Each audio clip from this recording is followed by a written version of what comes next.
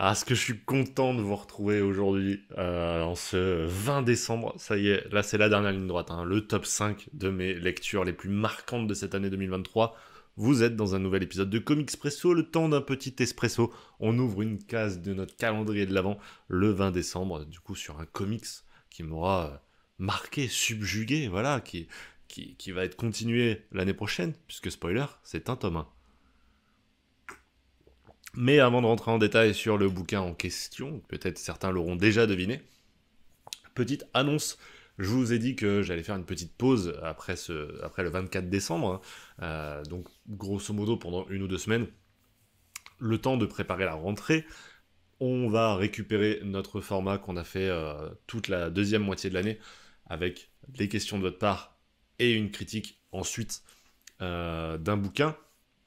Mais ce que je voulais faire, c'était un petit revival d'un autre format. Voilà, on a fait revivre Tête dans le culte, on a fait revivre Comics Expresso et ça me régale.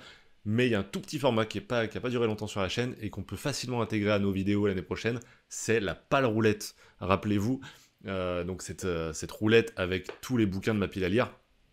La roulette en sélectionne un au hasard et on va pouvoir le lire. Et ben j'aimerais bien inclure ça à la fin des vidéos. Donc du coup on se ferait question, critique de bouquin, et en fin de vidéo, tirage au sort de la pâle roulette.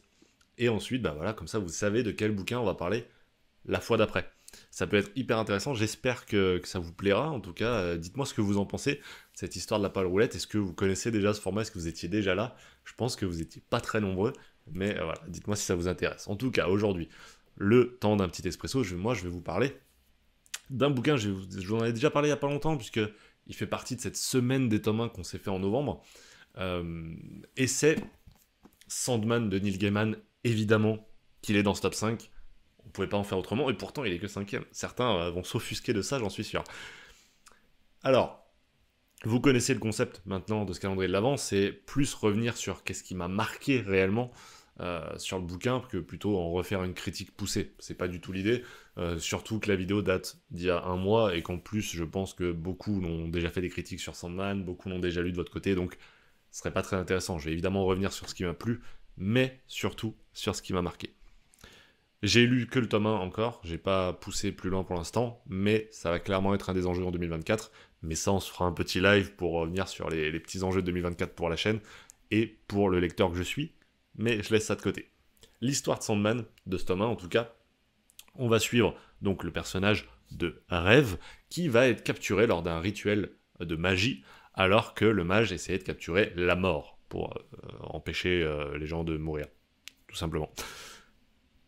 Il va se retrouver donc avec le frère de celle-ci, qui s'appelle donc Rêve, le marchand de sable, le Sandman, qui va être bloqué des décennies dans cette prison, et forcément son royaume des rêves va commencer petit à petit à s'effriter, à s'effondrer, sans son maître pour guider le navire. Il n'y a plus grand chose qui se passe bien, il y a même des gens qui pendant des décennies vont être plongés dans le sommeil parce que le rêve est nécessaire, jusqu'au jour où il va enfin sortir de cette prison, des décennies plus tard, et va se mettre en tête évidemment de reconstruire son royaume, et pour ça il a besoin de ces artefacts, 3 artefacts qui lui ont été volés, et il va partir en quête de celle-ci.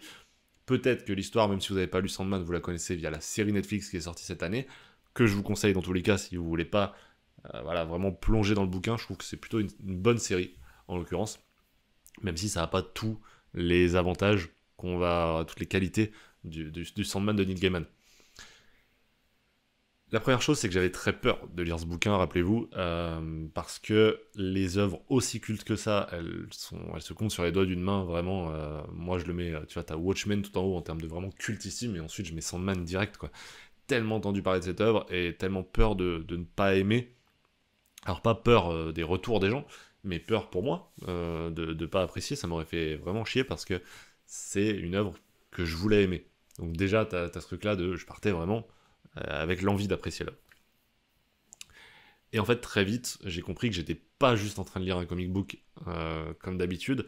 T'as vraiment l'impression d'être dans une sorte de tempête de création, une tempête de sable, tu vois, où vraiment, au fur et à mesure que t'avances dans les pages, t'as cette sensation que tout se met en place autour de toi, tout tourbillonne, et tout s'imbrique hyper facilement. En fait, comme les pièces d'un puzzle, c'est tout très logique.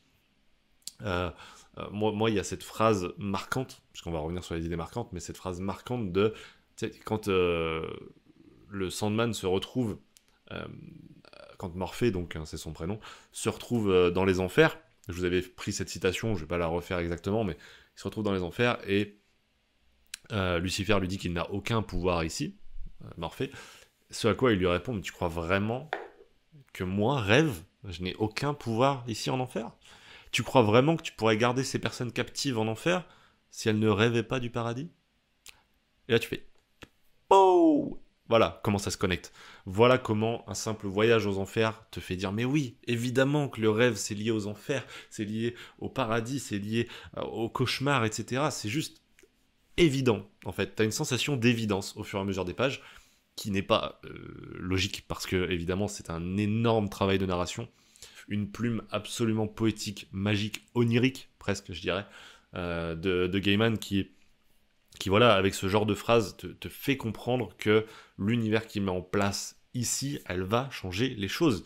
Elle va changer les choses pour toi en tant que lecteur, elle a changé les choses déjà pour le monde des comics, il y a eu un avant et un après Sandman, un univers qui continue de s'étendre en plus, parce que c'est des thèmes qui sont universels. Évidemment, le thème du rêve, évidemment tout le monde rêve.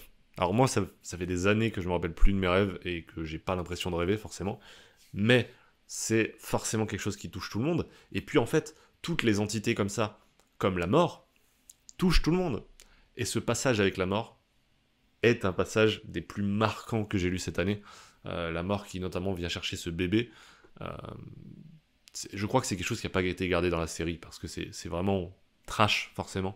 Donc la mort du nourrisson, c'est absolument bouleversant comme ça se passe, et d'une froideur qui te fait comprendre que la mort n'est qu'une nécessité, et forcément, je vais pas en remettre une couche, mais c'est un thème qui me touche particulièrement cette année, donc je pouvais que apprécier Sandman à ce point-là, et puis surtout, ce que je me rends compte, c'est que les choses qui m'ont le plus marqué dans ce bouquin, c'est pas forcément le propos principal.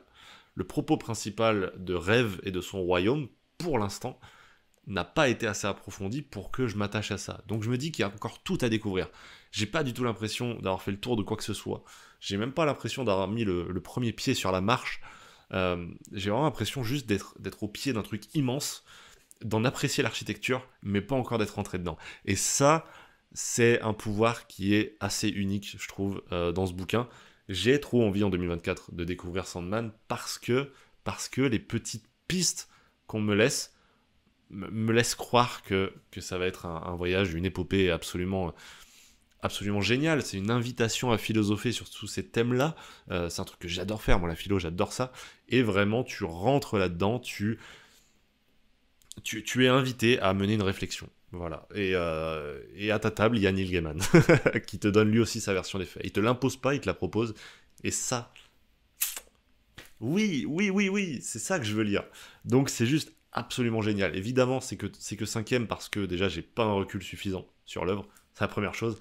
Mais en plus de ça, comme je vous l'ai dit, je suis pas vraiment rentré dans l'œuvre pour l'instant, et ça, j'ai qu'une hâte. Voilà, je sais que les gens qui lisent Sandman ne peuvent que m'encourager à le faire. Peu de personnes n'ont pas aimé Sandman. Et ouais, c'est juste génial. Donc, je vais continuer ces intégrales avec ces magnifiques couvertures. Qu'est-ce que c'est beau et qu'est-ce que ça révèle tout, quoi. Donc, voilà. Je peux que, moi, vous encourager à découvrir Sandman. J'espère qu'un jour, ils le mettront en format nomade pour que le plus de personnes puissent découvrir cette œuvre. Pour l'instant, ça a l'air de bien marcher en intégrale, donc je doute qu'ils le fassent. Mais, en tout cas, faites-vous ce cadeau. Prenez-vous au moins cette première intégrale pour découvrir l'univers, pour mettre le pied sur le palier finalement de cet univers, et ça sera juste génial pour vous, j'en suis persuadé. Voilà, j'espère que je vous aurai donné un petit peu envie à ceux qui ne l'auront pas lu, et puis à ceux qui l'ont lu, vous replonger un peu dans ça. On se retrouve demain pour un nouvel épisode de Comics Presso avant Noël, le top 4 de ce Comics Presso.